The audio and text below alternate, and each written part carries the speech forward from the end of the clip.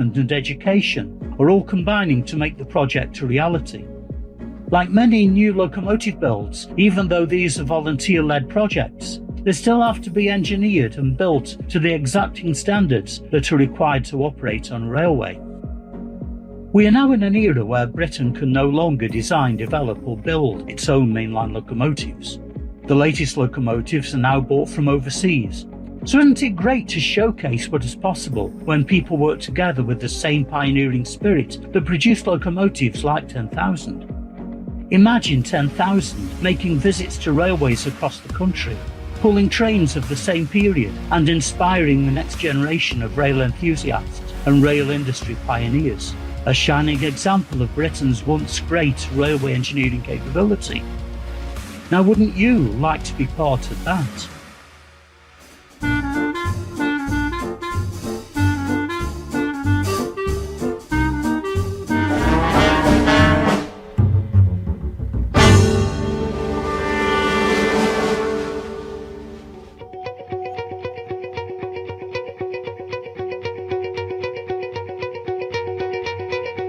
In recreating Britain's first successful mainline locomotive, you need to start with a chassis. While the chassis and bodywork in most locomotives perform a load-bearing function, in LMS10000 it was only the chassis that performed this function. To help take the load, 10,000's chassis had a characteristic deeper portion in the middle. So, where was the group going to find such a chassis with the same load-bearing capability? Enter the Class 58 that had a similar characteristic deeper section to carry the mass of the power unit and associated equipment. Fortunately, a Class 58 became available that was going to be scrapped. This was in the form of 58022. The locomotive was initially taken to Peak Rail, where some preparatory work was undertaken. One of these tasks was the removal of the original Ruston power unit. A massive crane was hired to undertake the lift, which was undertaken in very short order.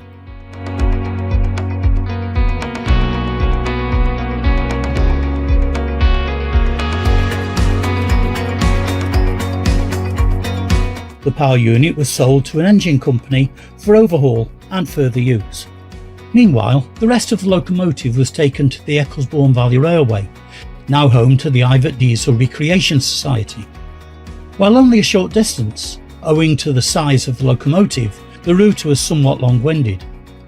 After arrival, the locomotive was slowly and carefully rolled back onto the rails. The next task was to remove the rest of the components, including the two cabs, from the chassis. Many of these items will be reused in the construction of 10,000, such as the radiator cooler group, electrical cubicle, and fuel tank. One of the cabs was sold, while the other was refurbished and placed outside the 10,000 group shed at Wirksworth. All these components have been removed to enable complete access to the chassis. This was also so that the chassis could be turned over to access the underside. This is where modifications will be made to adapt it for 10,000. Paul Etherington, the group's chief engineer, explains. If you ever wondered what a 58 looked like underneath, this is it. All the traction cabling's been carefully removed and pulled back, and we are busy looking at fitting adapter plates to enable the M2 bogies to fit.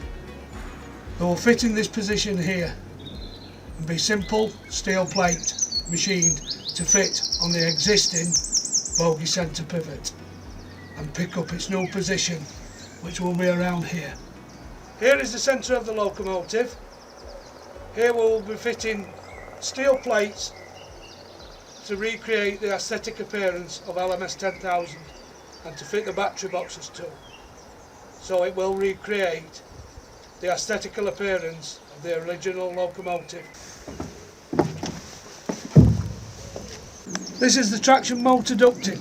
This will be reused and modified to pick up the access points on the EM2 bogies and the EM2 traction motors. There is still much work to be done, but releasing the chassis from the locomotive gets us underway in recreating LMS10000. We hope this has piqued your interest enough to support us by joining, donating, or perhaps even getting involved. Thank you.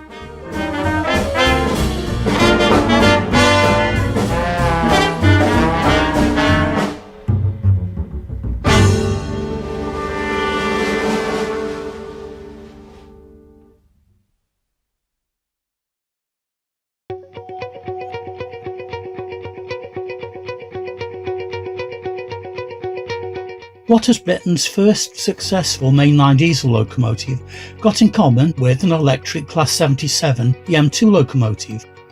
The answer is bogies. If recreating LMS10000 is going to become a reality, then acquiring a set of bogies is essential. But where were we going to get them?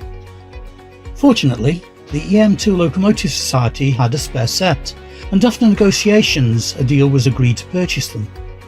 Now located at Wirksworth, work has begun on their overhaul. This has involved removing the traction motors for inspection and removal of the brake rigging.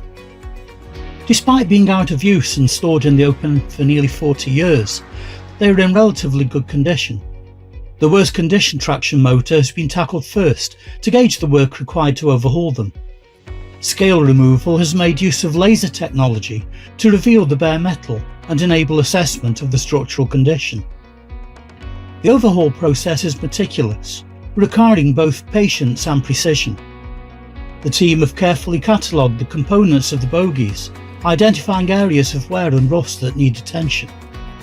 Each element will be restored to ensure smooth operation and reliability.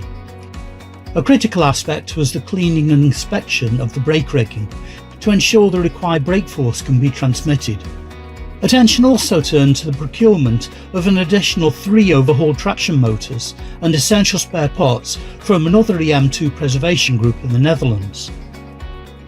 No time was wasted in powering up one of the traction motors, and sure enough, it started to turn. It was one of the first major items of the recreated LMS10000 to operate.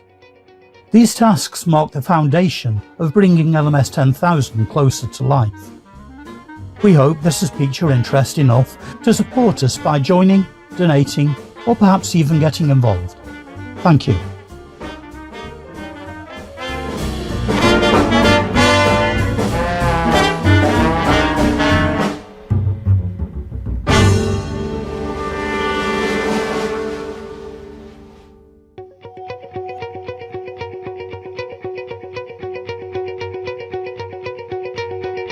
In recreating LMS10000, it will need a beating heart. This is in the form of a diesel engine power unit. In tandem with a generator, it generates the electrical power that is fed through to the traction motors to enable the locomotive to move to all trains.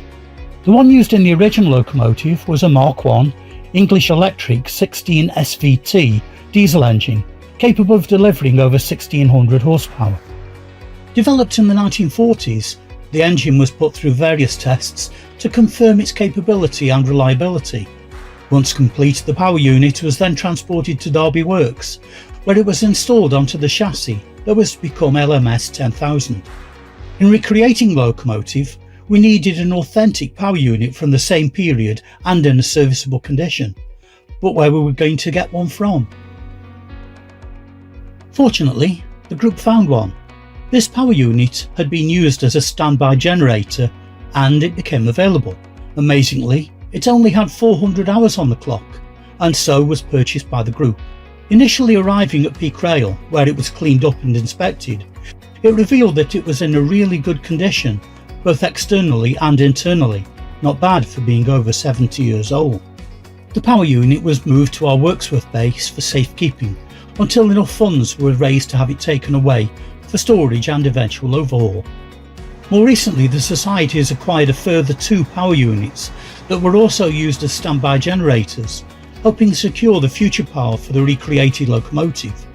Hopefully it will only be a matter of time before a recreated LMS10000 is brought to life by one of these engines, helping to fill a void in Britain's railway history. We hope this has piqued your interest enough to support us by joining, donating, or perhaps even getting involved. Thank you.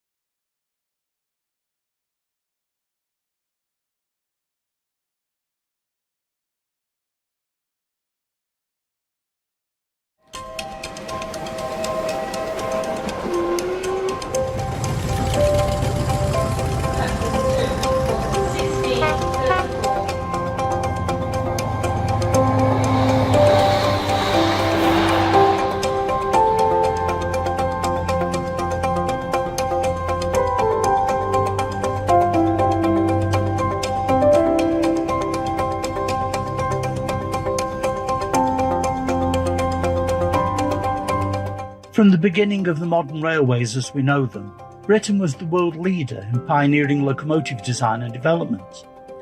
Right from the early days of railways, innovation and development led to new locomotives that were more powerful and faster than those that came before. This helped deliver prosperity, contributing to the economic and social well-being of the country by providing efficient connectivity. By the late 1940s, Britain started to explore the use of diesel traction as a potential replacement for steam. In 1947, the London, Midland and Scottish Railway pioneered this next major development in motive power by developing Britain's first mainline diesel locomotive. Designed, developed and built in only 2 years, this locomotive was rolled out of Derby Works in December of that year after an enhanced 6-month build. It set the benchmark against which other diesel locomotive developments would be compared. The locomotive was numbered 10,000 and, along with its sister 10,001, proved the efficiency and capability on the then new modern diesel traction. The locomotive and its pioneering English electric power unit were the origin of future developments in locomotive design, some of which still operate on the main line today. In fact, many diesel locomotives that were designed and built in Britain can trace their ancestry to the twins as they became known. Unfortunately, both locomotives were scrapped before the preservation movement had fully formed, and so the original locomotives were lost forever. Or so you would think.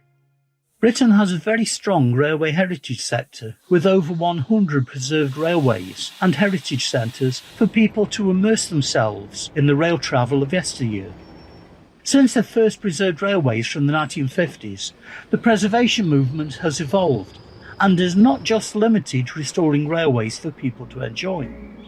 Today, there are no less than 18 new locomotive build projects around the country, filling voids in Britain's locomotive history.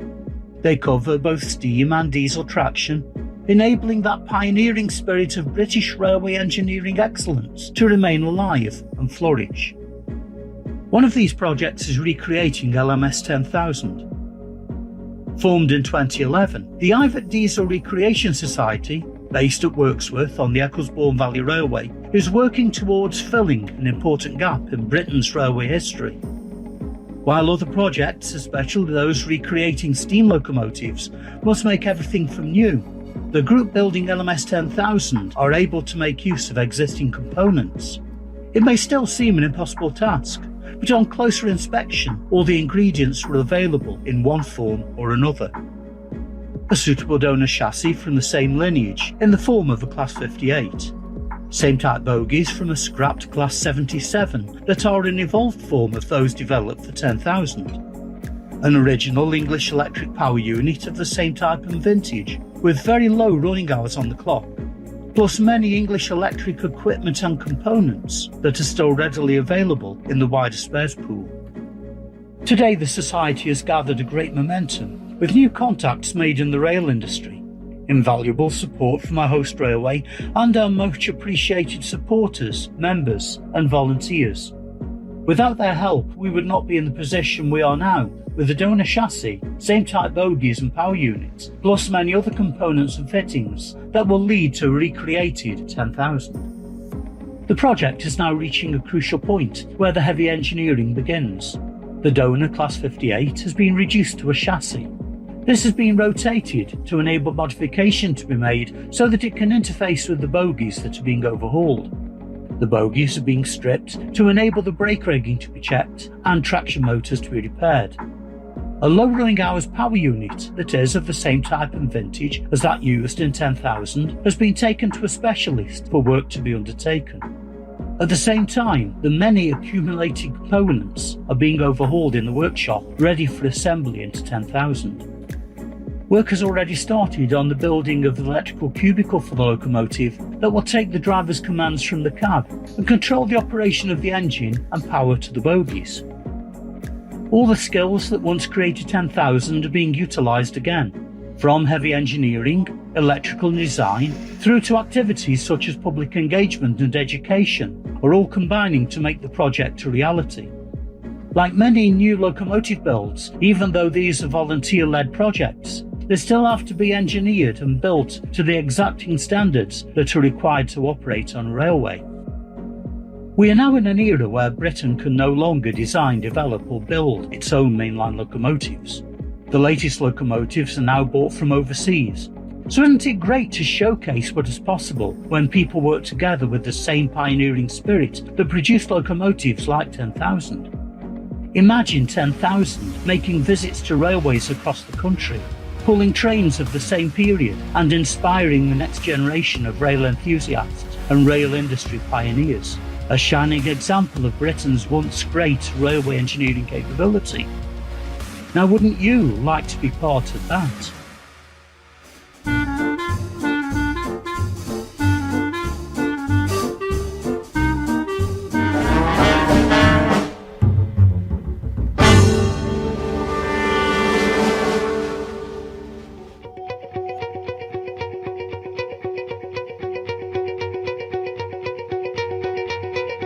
In recreating Britain's first successful mainline locomotive, you need to start with the chassis.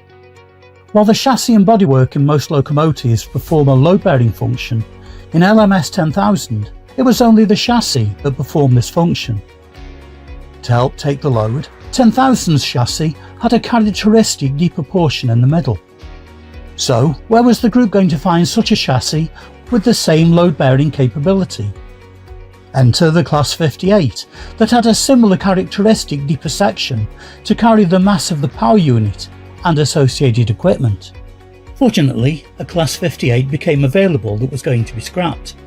This was in the form of 58022.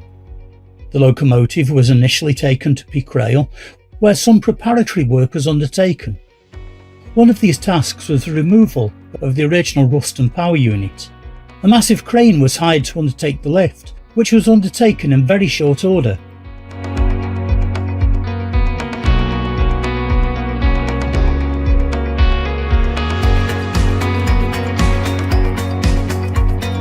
The power unit was sold to an engine company for overhaul and further use. Meanwhile, the rest of the locomotive was taken to the Ecclesbourne Valley Railway, now home to the Ivatt Diesel Recreation Society. While only a short distance, owing to the size of the locomotive, the route was somewhat long-winded. After arrival, the locomotive was slowly and carefully rolled back onto the rails. The next task was to remove the rest of the components, including the two cabs, from the chassis. Many of these items will be reused in the construction of 10,000, such as the radiator cooler group, electrical cubicle, and fuel tank. One of the cabs was sold, while the other was refurbished and placed outside the 10,000 group shed at Wirksworth. All these components have been removed to enable complete access to the chassis. This was also so that the chassis could be turned over to access the underside. This is where modifications will be made to adapt it for 10,000. Paul Letherington, the group's chief engineer, explains. If you ever wondered what a 58 looked like underneath, this is it. All the traction cabling has been carefully removed and pulled back, and we are busy looking at fitting adapter plates to enable the M2 bogies to fit. They will fit in this position here and be simple steel plate machined to fit on the existing bogie centre pivot and pick up its new position, which will be around here. Here is the centre of the locomotive. Here we will be fitting steel plates to recreate the aesthetic appearance of LMS10000 and to fit the battery boxes too. So it will recreate the aesthetical appearance of the original locomotive. This is the traction motor ducting. This will be reused and modified to pick up the access points on the EM2 bogies and the EM2 traction motors. There is still much work to be done, but releasing the chassis from the locomotive gets us underway in recreating LMS10000. We hope this has piqued your interest enough to support us by joining, donating, or perhaps even getting involved. Thank you.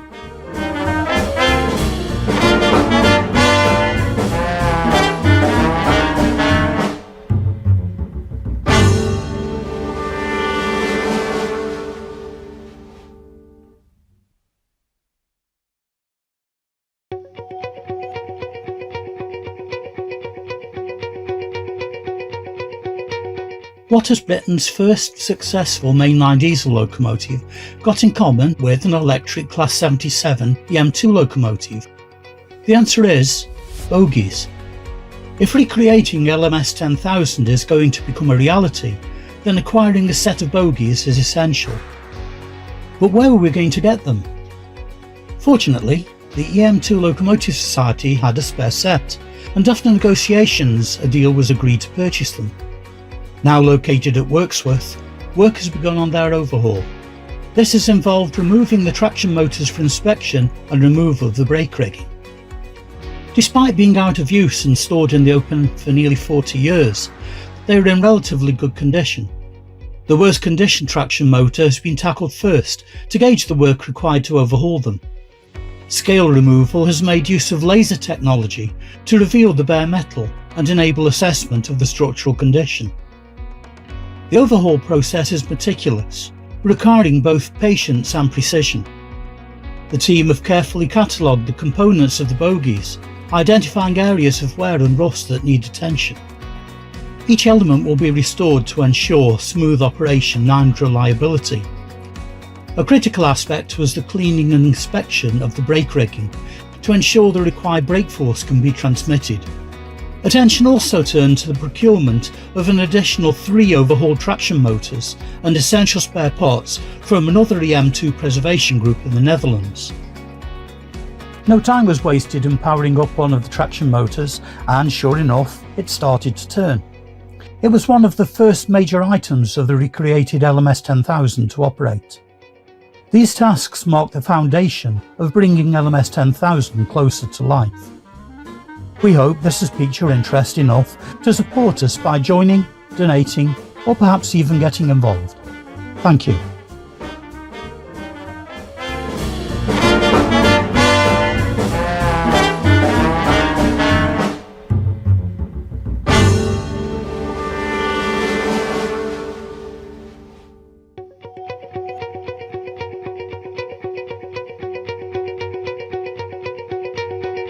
In recreating LMS10000, it will need a beating heart.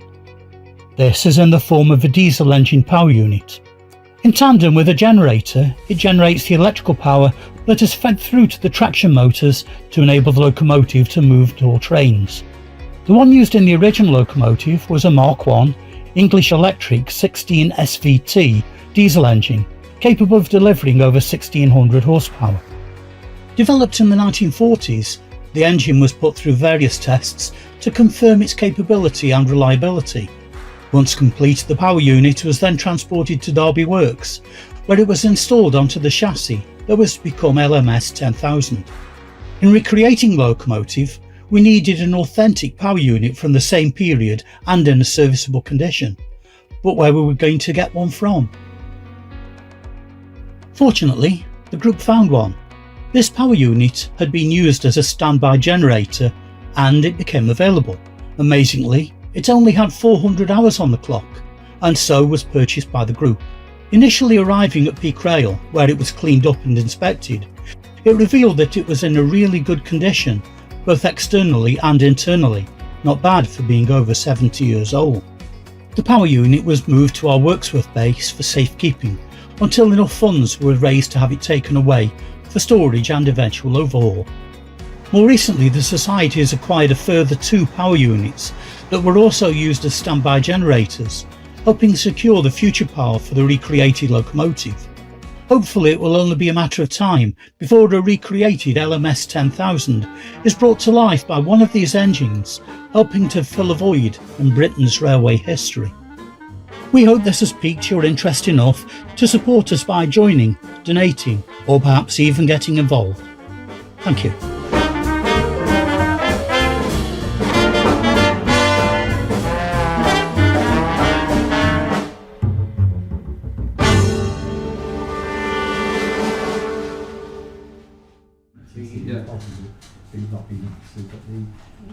The restaurant's tiny, but used to go right the way down where the testing next door is. That used to be called the restaurant. It's really shrunk it back. We all know. Yes. We were this week first and I read it again. So I think that's the last It's got week. quite a time to And it, every hasn't time I read it. It didn't matter if we got the judge the wrong one. As long as it? they So we can censor checked it it if somebody again. says So something. we got to listen quickly. So, Oh, there we are, you can see us. Okay, are we good to go then? Yes. Okay. Well, good afternoon, ladies and gentlemen. I'm Tony Elshaw, current chairman of this society.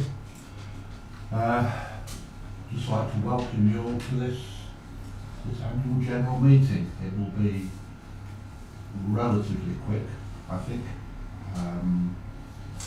I'll try not to waffle too much.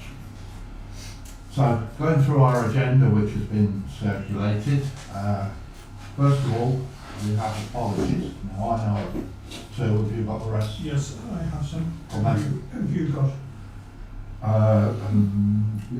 Nick Clamp, And Graham. Graham Clark, and Anthony Pilkington.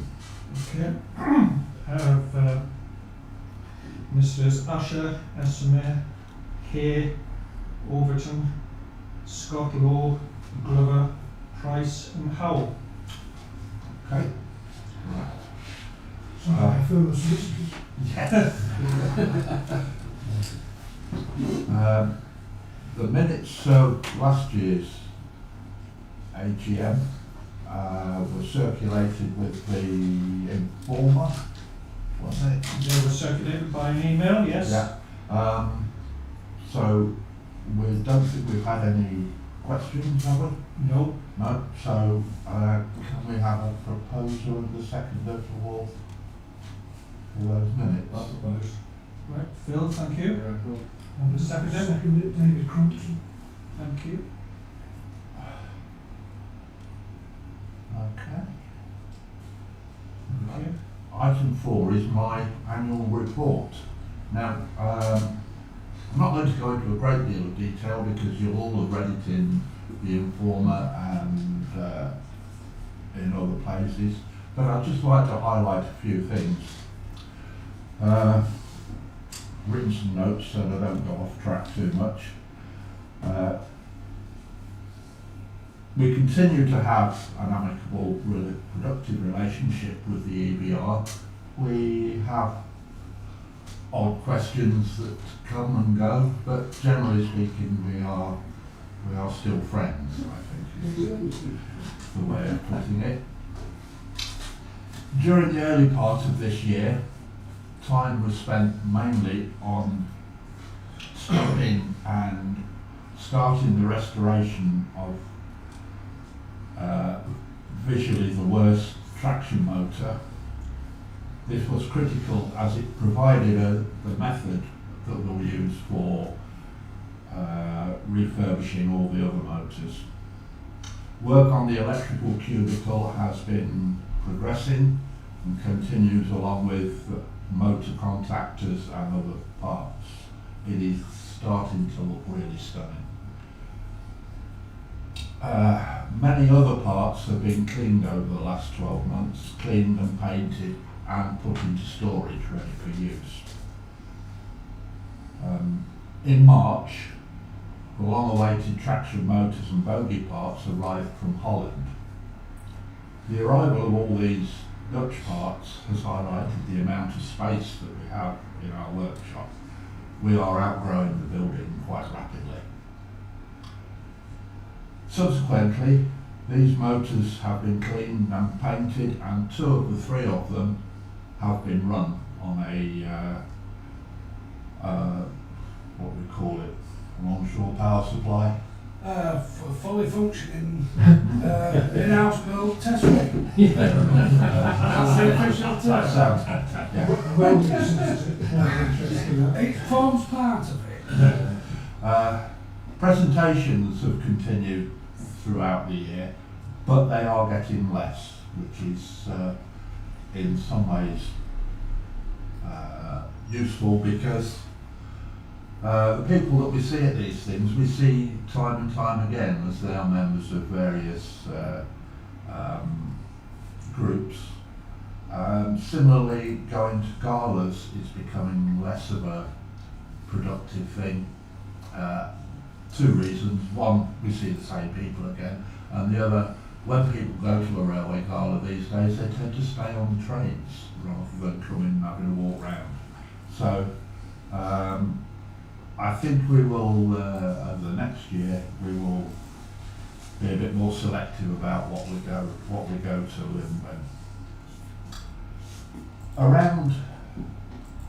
In around June, we had an invite to the greatest gathering at Alstom in Derby. This was going to be the standout event for the year for railways in this country. We decided we needed to put on a good show to compare with commercial exhibitors, and I think we succeeded. We were guided by Mark Langley.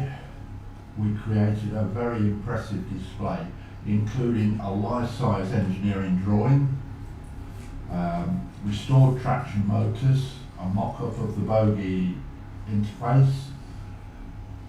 During the 3-day event, we spoke to many people and also took contact details for subsequent contacts. This has been very productive. It was very interesting. I think people enjoyed talking to us, and since that gathering we have had an increase in the number of volunteers at the workshop, to such an extent we're running out of tasks for them to do. So we've got to sort that out. It's a nice problem to have. It is a nice problem to have. In August, we were approached regarding 2 first generation power units that were being disposed of from an Air Force base. We managed to secure both of these and put them into storage. Paul will talk later about this. Financially, we have money in the bank. It is steadily increasing, I think, the amount of money. But what we've got to do is, looking forward, we're going to need to employ commercial companies to approve and certify our designs, and then we've got to actually build it. These things do not come cheap. We also need to look into another building to physically build the loco. I'd like to say that the advice that we've had from Anthony Pilkington during the year has maximised our VAT position, and we've had quite a sizable sum from the taxman. That is my annual report. I'm sure there will be more details coming from the various other people. So, Treasurer's report. Right, Mike Fitz, sub-treasurer, yes, we're going to talk about the 2024 results, and also just touch on what's happening this year, because we haven't had a full year yet. As these are the figures, 2024 we increased quite substantially our income. The year before it, donations, etc. have been approximately just under 46,000. That increased to 111,000. General fundraising was pretty much the same, around the 3,000 mark, slightly down from 2023. Sales are down slightly, regular donations slightly up there, generally the income of members, their monthly donations, which we rely on. They help pay for things like the rent and a few other bits and pieces there, the essential bits and pieces we need. Workshop purchases did go up. Now the reason why that went up is because we had bought a few items just help with restoration of bits and pieces. I think things like the laser cleaner is quite substantial, and quite a few other tools and bits and pieces. However, they will pay for themselves over and over again over the next few years, as they have already done so with the cleaning of the traction motors. Workshop billing is pretty much the same. So the grand total from 2023 was 26,700 approximately.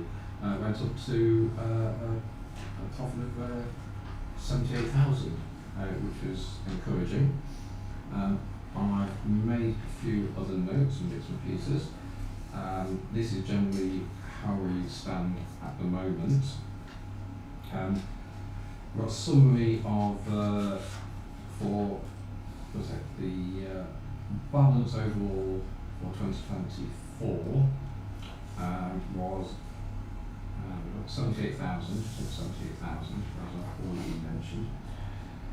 For this year, we've got quite substantial money in the bank as of today. I've just had a quick check.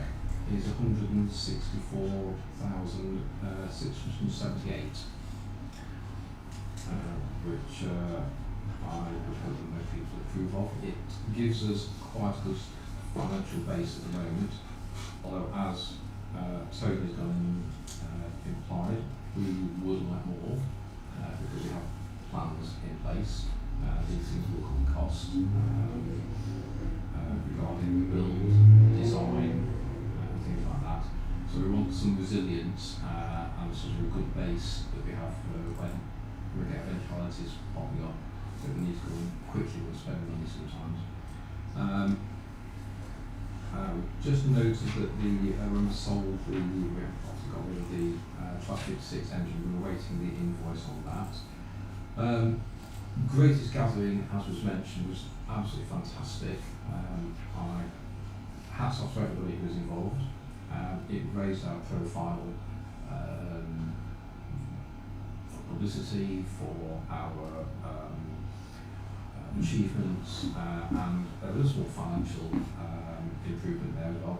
We also had, this last year, we've had a one-off donation of £50,000, which is extremely useful, and that has helped us enormously, set us up for the future as well.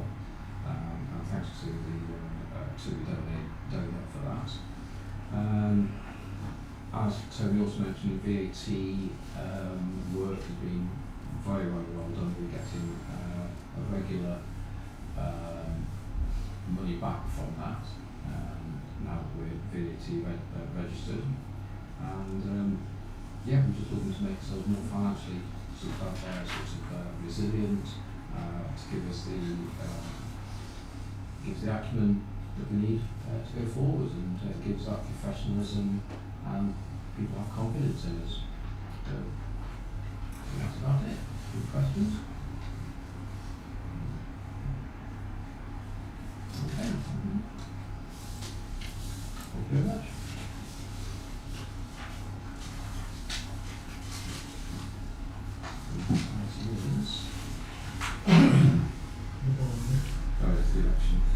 Right, so the next section is the boring bit about election and re-election of trustees. We've had no fresh volunteers, shall we say, although there was one pending for after this meeting.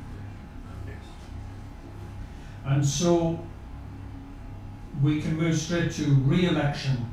Our trustees are re-elected on a biannual basis, and the people coming up for re-election this year are Tony Ellershaw, Paul Etherington, myself, Andrew Coseason, and Michael Prince. Michael Prince. There you go. You've got so many things to think about. I propose that we just have a single vote, and all those in favour say yes in the YouTube or raise your hand in the room. If there's anybody against, say no in the YouTube. We do need to let this wait 30 seconds because there's a delay. But I take that as unanimous that each person continues as a trustee. We then have a similar situation, election of officers. Now, if we take the position of chairman and secretary first, Tony is chairman and is willing to stand again. Yeah. I am secretary and whatever else, and I'm willing to stand again. And so, if everybody's in favour, let's have a raise of hands and a yes for those two posts of chair and secretary. Yes. That's unanimous in the room. We'll just wait to see what YouTube says. We've got yeses so far. Yes. Is that the first or the That's The the first first one. one. The first one. Oh, they're coming in for the Yeses second again. one. The next post is the treasurer to date has been Tony Brown. He is not standing forward for the next year. We have one applicant, and that is Bernard Kelly at the end of the row here. He's willing to stand as treasurer. So all in favour of accepting him as treasurer for the next year, raise your hand or say yes in YouTube. Thank you. That is universal in the room.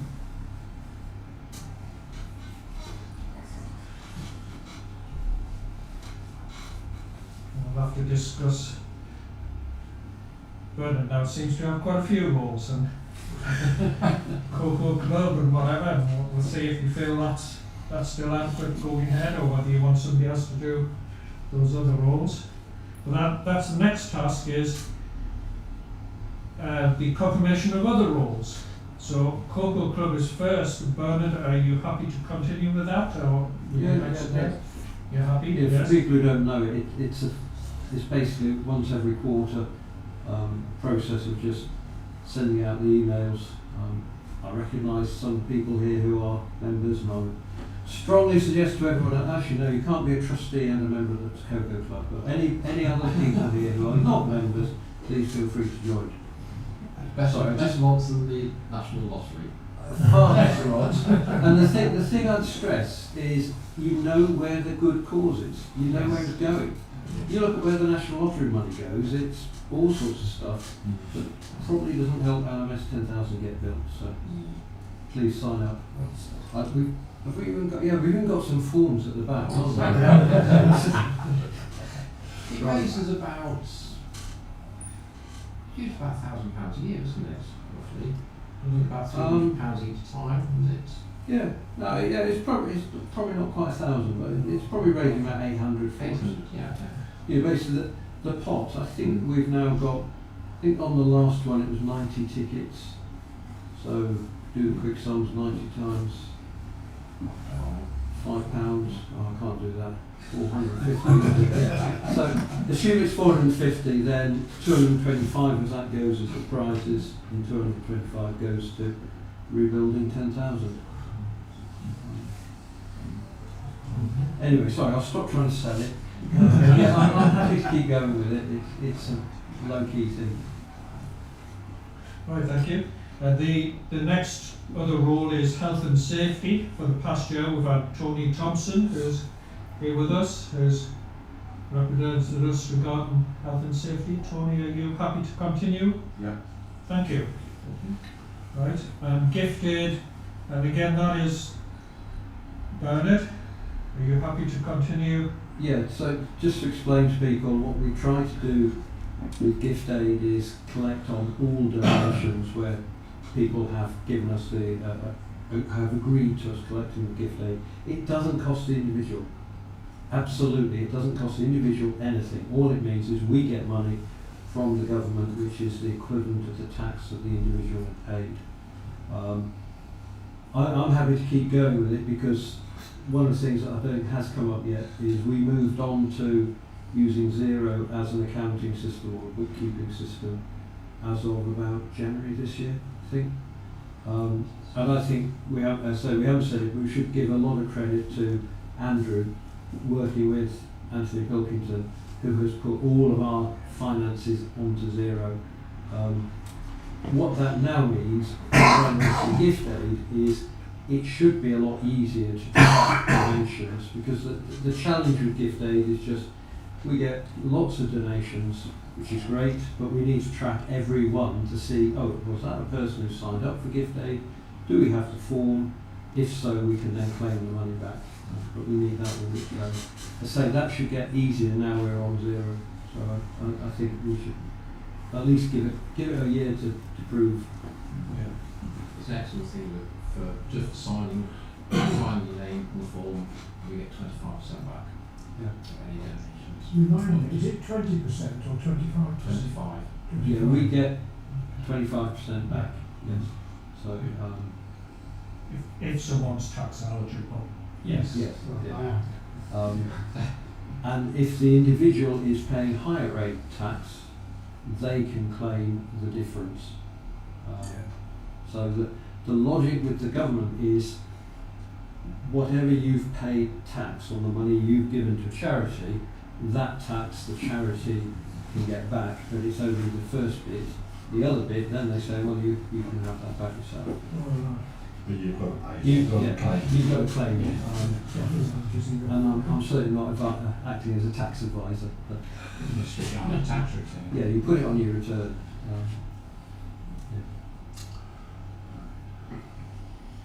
Yeah, I think we're done. Okay, that's right, Mr. Reddington. First of all, thank you very much for attending our annual AGM. It's been a wonderful year, it really has. We've achieved a hell of a lot, and I've got to say, take this opportunity to praise everybody that supported us over the last 12 months, and especially all the volunteers who have done an absolute magnificent job with everything tasked upon them. We've had new volunteers who've stepped in to help. The improvements in his health and safety and working practices and his environment at Worksworth has been massive over the last 12 months. As has been said, we're struggling with space now, but having to maximise every inch of that space is paying dividends with our health and safety performance as well, because it does take up time and everybody is dialed into keeping it straight and a workable, safe working place. We've just had us lower exams on all us lifting equipment. I will be looking at what we require over the next 6 months and disposing of some old workshop equipment that's no longer fit for use next weekend. It's a busy place, so we have to make sure that we leave nothing untouched, and making sure each and every one of us remains safe in everything we're doing. The electrical cubicle works well, they speak for themselves. Absolutely phenomenal. If you get a minute to come down to the works, come and have a look at what's being done. You will be impressed. We've got it's the time to fully establish its control configuration and how it's going to work and its performance criteria. It's ought to work for the members of the dark side, our electricians, our fabulous electricians, but they're rising to the task. We've had some issues with air actuation cylinders being scored. Pardon me, preventing testing of rebuilt traction motor breakers, but we will overcome this, and we're currently in the throes of making some new ones. The bogies, 139 and 140. They've just been both swapped around in position to enable 140 to be fully stripped for tyre turning and overall of its many components, its wheel sets, its axle box bearings and its framework. 139 will continue to be a test bed for brake cylinder configuration as well as brake testing. As everybody can understand, braking is the most important factor of this project, and we've got to ensure we get it 100% right. We document 100% of the way everything we've looked at and considered, and which we are doing. There'll be more to follow on this very soon. We've got a decent test rig which we're just about to improve and carry on with this testing. The traction motors, as Tony has said, we've made some absolute tremendous progress with the traction motor we'd all written off as scrap. It basically had a tree growing out of it, and it returned from the Rail 200 looking like it ready for rebuild again, which it almost is. The other 3 traction motors that we're going to attend to from the original bogies will take far less time. They'll be much faster. We have a plan in place and a strategy on how to do this, and that is in the offing very shortly. This year we've had a fantastic array of parts come from Holland. Not only did we get the traction motors, but the amount of parts that came with that consist was absolutely phenomenal, and it's due to the generosity of the donors again that we were able to fulfil it, purchase them and get them over into the UK, which wasn't an easy job, as all the volunteers will testify, and to the 1501 work group for selling us these parts. You can rest assured that those parts will save us an absolute fortune in the fullness of time. The amount of components that will not have to be remade, repaired because of these parts is quite phenomenal. So we're on with, as Tony has mentioned, numbering, logging, overhauling, restoring all of these parts to the required standard. And we are being very careful to do them to the standard, whereas reworks will not be required upon time for fitment. Whereas we've taken the lesson learned from other groups here. Just cleaning things up and putting them in a container is not adequate. It's got to be preserved in such a state whereas corrosion can't creep in again, and all these parts are being treated. So, as we mentioned, we've got a fully commissioned and running motor test rig, which has come about this year with our super electricians showing us the road and how to do things. And we've run 2 of the X-Dutch motors and we've just 1 left to go. They've all been cosmetically restored, fully inspected, and all the bearings re-greased, and they will all be run and then put into deep hibernation to ensure damp doesn't creep in, and keep them as best as they possibly can until the day we fit them into bogie 139. They look absolutely stunning in silver, and much like how the originals looked when they were fitted to LMS10000 and 10001. We're very lucky to receive a visit from Adrian Ford, where we sat down and learnt a hell of a lot about the original locomotives, how they ran, and the performance, and how good they were. Or just looking at who remembers who Adrian Ford is. Adrian Ford was the electrician at Derby Works who looked after LMS10000 and 10001 and grew quite fond of them at VR service, and probably knew more about the Fairhaven than anybody else in the planet ever did.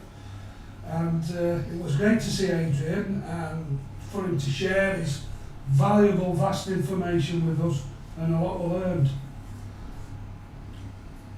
As current workshop equipment, well, thanks to Phil Stanbridge, we've got a new hydraulic press which is becoming very useful. Also, we've received a substantial amount of brand new electrical equipment, all to railway standard, which is coming in very useful as well. The laser's working well.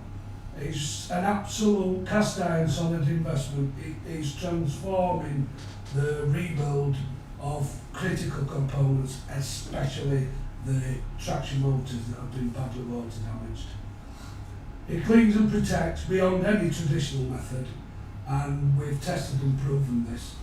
Once things have been cleaned and bladed, you can leave things to stand for a long time before corrosion starts to creep in without any protective coating, which is exactly what we needed, and it was exactly what we're after. His next purchase in the workshop will have to be a long required pillar drill. As everybody's already mentioned, we're getting rather short on space at Wirksworth, so our TARDIS will have to remain working as a TARDIS until we can find solution to our storage issues and our ever-growing parts, what we've invested in. It's very soon, within 12 months, we will require a larger premise for storage at a very minimum, or a larger premise to actually undertake the build, and further storage of large components, what we will be utilising in the build, i.e. power units, etc. On to the next part of the engineering summary. We've been very lucky in reacting as fast as we did to a call that we received regarding 2 engines at RAF Scampton. And thanks to your volunteers and having money on hand, we were able to do that within 3-4 weeks. Or they would have definitely gone for scrap, and all those components would have been definitely gone forever. 2 genuine low hours English Electric SVTs. They're both currently stored, thanks to Hutchinson's, who helped us out and transported and removed them out of the premises at short notice. I must take this opportunity to thank Jeremy Taylor of Core Power Solutions, who made the call in the first place, saying these historic engines were due to be scrapped, and enabled us to purchase them fast. One of these will be fitted with the overhauled alternator that's currently fitted to the Ruston from 56104. We've yet to establish which one we're going to fit it to, but we are due to do a full internal inspection of both engines. They're both in exemplary condition, and until that inspection has been done, we cannot say which one it is going in just yet. Believe you me, it was fantastic listening to that engine at Scampton. On running at 750 RPM, loaded up with an alternator on. It was simply superb. So, having spent all this money, we've had to look long and hard of where we're going to start putting things. We cannot carry on collecting parts until we establish further storage. On this note, we decided, the trustees, to make a call to our specialist friends down the road at Lincoln at IMPS, and upon making that call we found out that they had a requirement for our 56104 engine. So on Monday 27th of October, off it went. A carefully organised event, whereas we swapped 2 of our spare alternators for the power unit that was residing at Wirksworth, and also generated further cash towards the project. and we're ever thankful for everybody's help with this. Steve Foster's cranes, Hutchinson's, amongst others, that enabled it to happen quick, fast and safely executed. The chassis, well, due to current position of our chassis, it's been impossible to undertake any works on it since the last meeting, any meaningful works. This is basically due to poor access. However, our Mick Clamp has fabricated a full-scale mock-up of our pivot adapter. This was also used at the Greatest Gathering as a display. It's a fantastic piece of kit that's, when we can get safe access to the chassis, it will help us test fit and see if there is any issues with our initial design of the pivot adapter. This year with the Greatest Gathering, well, all I can say about that, it gave me immense pride to be part of this celebration. And all our volunteers rose to the occasion and worked damn hard, creating a display that was second to none in my opinion. It was phenomenal, with a full-size back study of LMS10000, a mock-up pivot adapter. It was a pleasure to spread the word upon the many thousands of footfall that we saw over the 3 days. And our ex-Dutch traction motor was in silver and looked fantastic, and bits of our electrical control equipment did as well. Many thanks go to Andy Movement and also for inviting us to the Greatest Gathering. It was definitely one of the best events I've ever witnessed in my lifetime. So moving forward, as Tony has mentioned, we're very busy overhauling equipment and restoring it to a standard where it can be called upon to be rebuilt at any time without rework. We're currently working through the consists that's come from Holland, as well as various parts that we've already removed from bogies and electrical equipment, and rebuilding one at a time to the standard that's required, which is as new. So as we head closer to the fabrication and erection of the locomotive, which is imminent, our priority number one now is to gain approvals and certifications for the many parts of this build. It has to comply with national safety rules, even though it will not be a part of a mainline operation. We're actively working with railway design consultancies and approval companies to establish the best strategy to start erection works ASAP.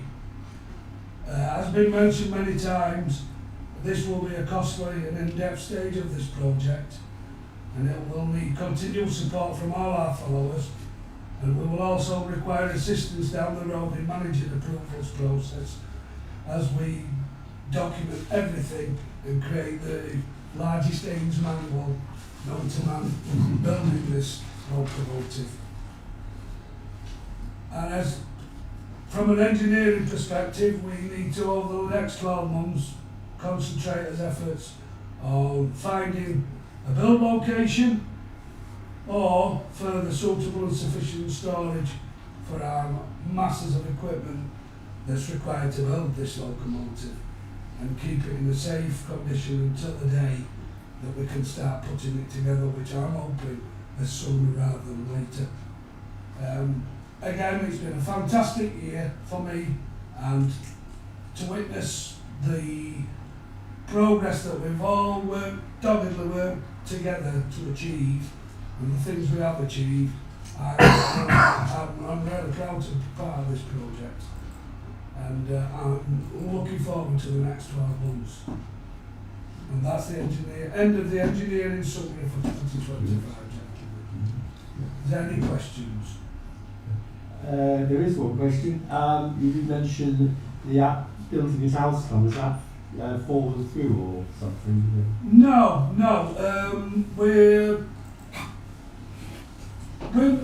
We're not really in a position to publicly mention of any progress with that. Okay. We're hoping to move forward with that over the next couple of months. Okay. Because basically, so it's between us about the Alstom thing at the moment. Yeah, but I mean, we've yet to receive official response to those questions and whatnot. Thank you very much. One thing I wanted to go and just remembered regarding the finances, just wanted to give a vote of thanks to the donor who allowed us to acquire the original parts of which are displayed here, the works plate, the LMS letters and the buttons. I would like to give a vote of thanks for the financial assistance we had. So, They certainly brightened up our greatest ever exhibition. And for having an appeal open.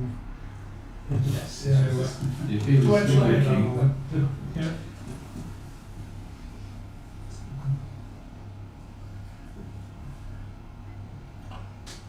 Okay. Okay.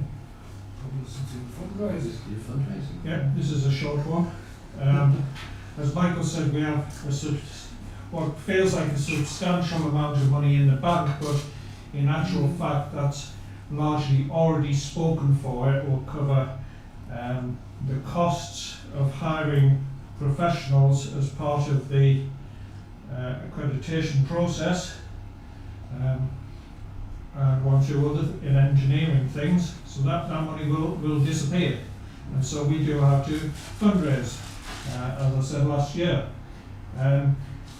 What we are doing now is we are planning a multimedia fundraising appeal, working with various people such as Alan, who's videoing this today, to produce adverts, whether we go on talks, videos, online adverts as well. Many different sort of ways of doing a big fundraising appeal for a big amount of money. We can only do that once, so we have to get it right. And that will probably come into place once we have a construction base identified.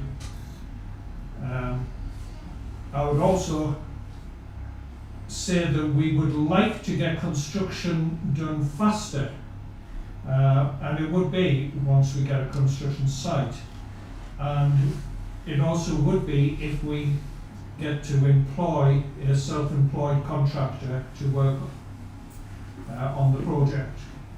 So those are things we're looking at the minute, and those are the things that we're going to be fundraising big style for.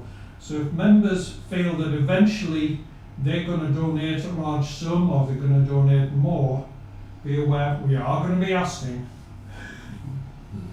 And we all want to see the local finished, so that's why the company who gave us the 50,000 recently said that the reason they give that is they want to see it in their lifetime.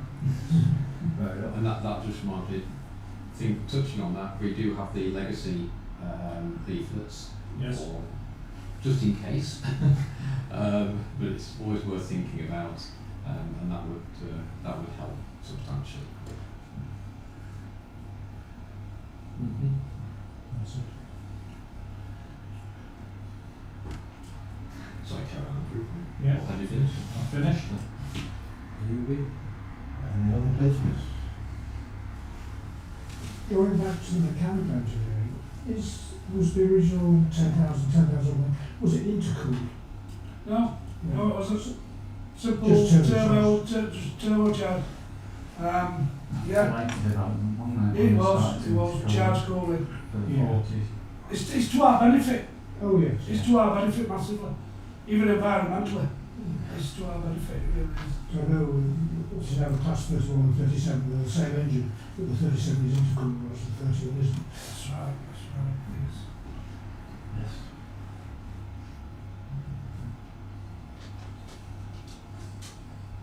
Any further questions, anybody? Paul, what's the realistic possibility of getting one of the engines running you know, we've talked about it a number of times. Yeah.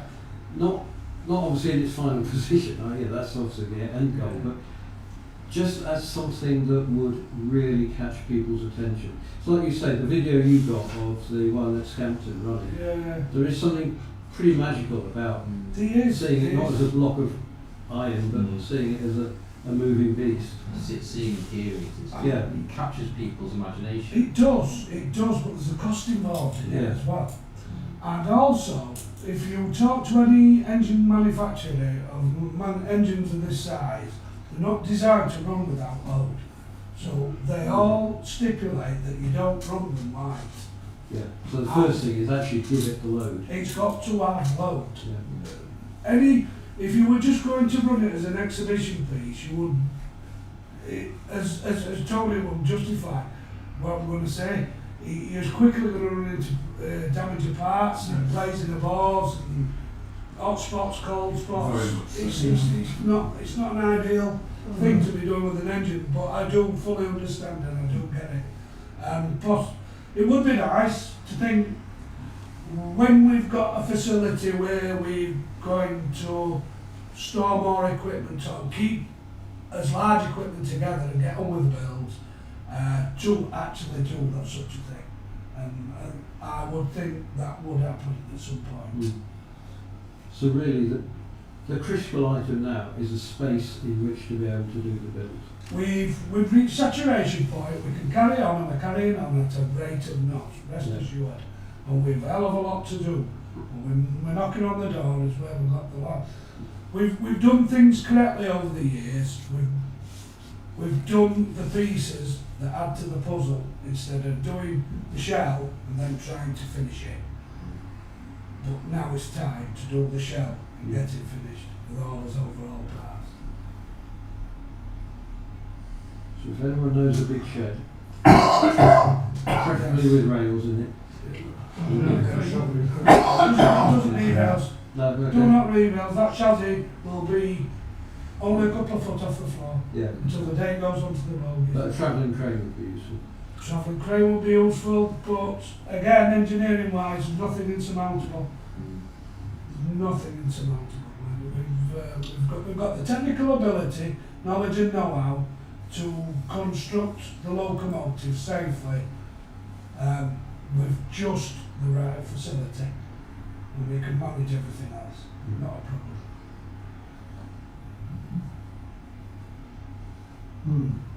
Did the Drake Discovery generate any more membership? Food on membership? Only a couple. Yeah, there were many, there was a couple, Yeah. weren't there?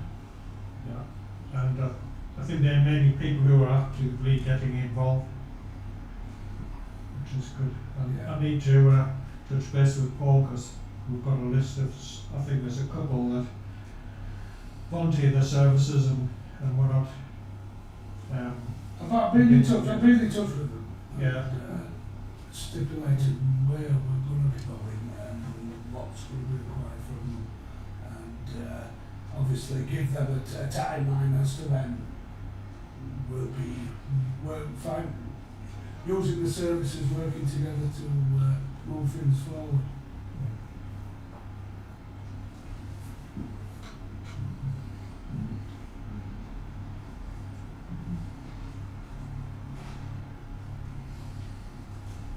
Of course, the other thing, bigger branches, probably bigger costs as well, isn't it? This is where we've got to look at it. We've given ourselves time, we've heard it now. Yeah. We've publicly heard it at our AGM. It's no massive drama if it takes us the next 12 months. We've plenty to do, but it would be nice. It's a nice to have. And it will, as the approvals gain momentum, we've got repairs to do, things to do before those approvals are signed off, and then we can really get the foot down and cracked on and issue tenders for building of cab frame structures and fitting them to the chassis and all good things like that. And that's where we need to be headed. Are we looking at adding on to Worksmith? Again, it's become such a useful part That's what I'm of our thinking. working. We have created. If you think when we when we've moved into that building, where we were a victim of our own success. Even if we get additional storage, that's a lifeline. That is a big lifeline, because the work that gets done at Wordsworth is fantastic, and it's still serving its purpose. I just think of the logistics of moving everything out of Worksworth into another site. It will be horrendous. Yes. But the cost of maintaining The cost of maintaining two two sites will is... soon quickly yeah. pour that one out of It favour. comes back to Andrew's point. Yeah. When we've got a new location, we have to change the fundraising. Yes. We have to step up Yes. gear. It may mean that we do maintain two locations for an interim period. Then it's not such a great shot. It's never ideal doing work on two locations, but as one grows, one will recede, and stuff will slowly be required to move to the other to do the Because work. once we start or we finish building the loco, anything that's left that works with, you can say is scrap, don't need it.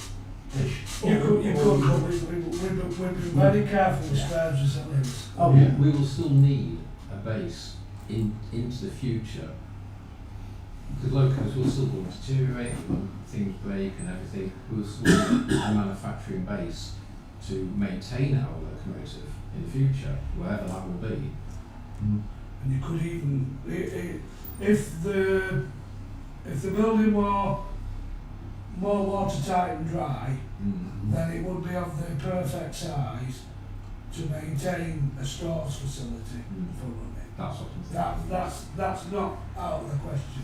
But as it currently is, we put a lot of work and effort into keeping it maintained. And you couldn't shut the door for a winter and not expect damage done to equipment when you walk back in spring. It's too down. With the maintenance that we do on a regular basis, and the working groups that are in there multiple occasions during the week, it helps maintain the property. So, Okay. We'll move on. Have we got a date for next year? 12 months' time is what? Oh, we're having it in October, what is it, from November? Of course, we moved it this year slightly, didn't we? Is having this meeting in November more popular with members?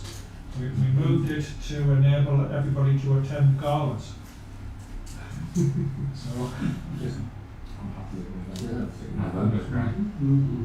yeah, well, the logical date is 7th of November 2026. Is that a Saturday? It is a Saturday, yes.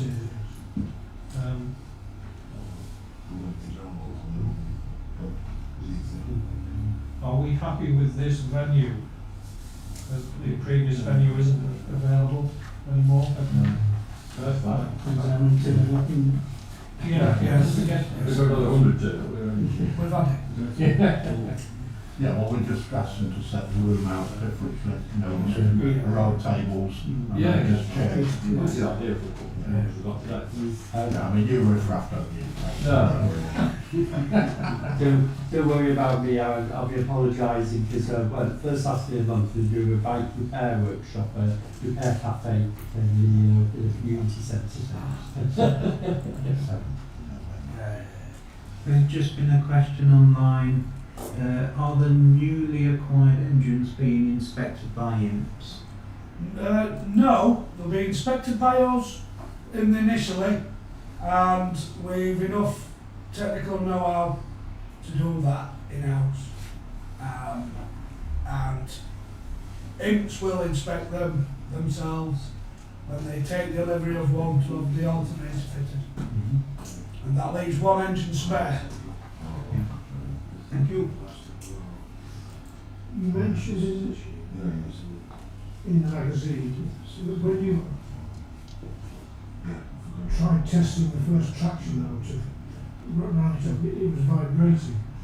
Yes, it was. How come you get? Is it because it's been stored in the same position for ages? Exactly that. What moves? You get what's called creep. Shaft sack in all rotating equipment. Oh, right.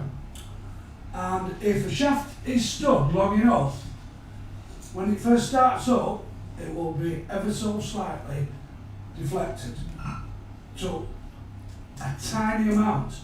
But what you've got to understand is there's that much rotating weight Yeah. within the traction motor, that tiny amount can throw the balance, the centrifugal balance of it phenomenally. Oh, Now, I have been a balancing engineer as a trade in industry, balancing large fans, turbines and so on and so forth, so I know quite a bit about it and how to deal with it.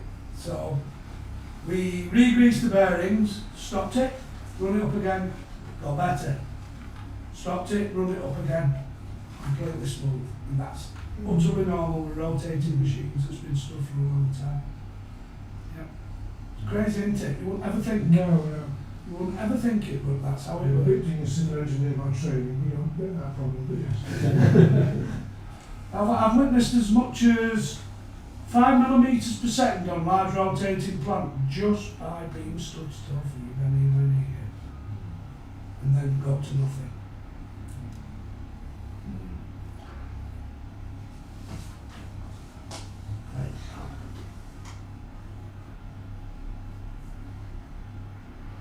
Right. That's it. Can I just say one thing? I know I talk a lot and I'm sorry. But I've got to give my personal thanks to Anthony Pilkington for all his help and assistance this year with all sorts of stuff and deaf questions. Very knowledgeable person and he's definitely a good part of our volunteering team. Definitely. I was looking for him in the little man's show this morning. Yeah.